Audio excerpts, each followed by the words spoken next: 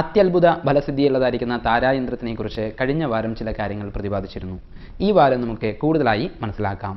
താരായന്ത്രം എഴുതേണ്ടതായിരിക്കുന്ന ക്രമം ഗുരുമുഖത്ത് നിന്നും ഗ്രഹിക്കേണ്ട വിഷയമായതുകൊണ്ട് അതുമാത്രം വിട്ടിട്ട് യന്ത്രം പൂജിക്കേണ്ടതായിരിക്കുന്ന രീതിയെക്കുറിച്ചും ധരിക്കേണ്ടതായിരിക്കുന്ന ക്രമത്തിനെക്കുറിച്ചും ഫലസിദ്ധിയെക്കുറിച്ചുമെല്ലാം തന്നെ നമുക്ക് ഈ വാരം മനസ്സിലാക്കാം. താരായന്ത്രം എഴുതേണ്ടത് ഏത് മാധ്യമത്തിൽ വേണമെന്നതായിരിക്കുന്ന പ്രമാണമാണ് യന്ത്രമേതത് ലിഖിത് ഭൂർജി രസേന ജിതുജന്മന അഥവാ സ്വർണ്ണരജത പത്രികായാം യഥാമതി എന്നുള്ളതിൽ പറഞ്ഞിരിക്കുന്നത്. താരായന്ത്രം ഭൂർജമരത്തിന്റെ തോലിൽ എഴുതണമെന്നാണ് പറയുന്നത്. ഭൂർജവൃക്ഷം എന്നുള്ളത് ഹിമാലയ സാനുക്കളിൽ ധാരാളമായി കാണപ്പെടുന്ന ഒരു പുണ്യവൃക്ഷമാണ്. പരിപാവനമായിരിക്കുന്ന ഈ വൃക്ഷത്തിന്റെ തോലിലാണ് ഇതിഹാസം മുതലായിട്ടുള്ളതായിരിക്കുന്ന പുണ്യഗ്രന്ഥങ്ങളെല്ലാം തന്നെ എഴുതപ്പെട്ടിരിക്കുന്നത്. തങ്കത്തകിടിലും വെള്ളിത്തകിടിലും താരായന്ത്രം എഴുതാവുന്നതാണ്. വിധിപ്രകാരം എഴുതിക്കഴിഞ്ഞാൽ പ്രാണപ്രതിഷ്ഠാതി കർമ്മങ്ങൾ ചെയ്ത് താരാമന്ത്രം വിധിപ്രകാരം യഥാശക്തി യന്ത്രത്തിന്മേൽ തൊട്ട് ജപിക്കുകയും യഥാശക്തി ഹോമിക്കുകയും വേണ്ടതാണ്.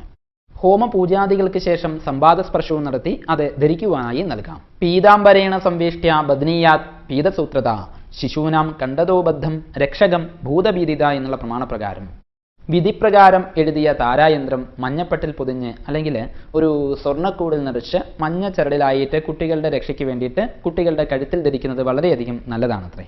രക്ഷകം ഭൂതഭീതിത എന്നാണ് പ്രമാണത്തിൽ പറഞ്ഞിരിക്കുന്നത്. സകല ഭൂതോപദ്രവങ്ങളും വിട്ടുപോകുമെന്ന് പറയുന്നു.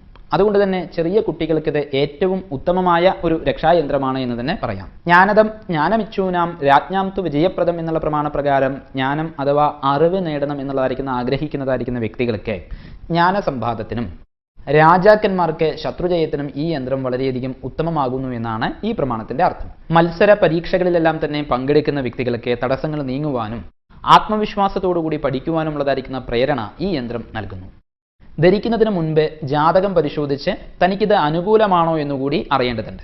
വാമബാഹോതു നാരീണാം പുത്രദം സുഭഗത്വകൾ ദക്ഷബാഹോനാം ബദ്ധം നിർധനാനാം ധനപ്രദം എന്നുള്ളതായിരിക്കുന്ന പ്രമാണത്തിൽ പറയുന്നത് താരായന്ത്രം സ്ത്രീകൾ ഇടത് കൈയിൽ ധരിച്ചാൽ സൗഭാഗ്യവും പുത്രസമ്പത്തും വർദ്ധിക്കും.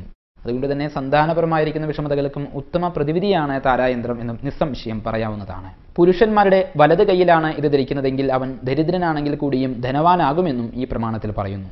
അത്രയധികം ഫലസിദ്ധിയുള്ളതാണ് താരായന്ത്രം.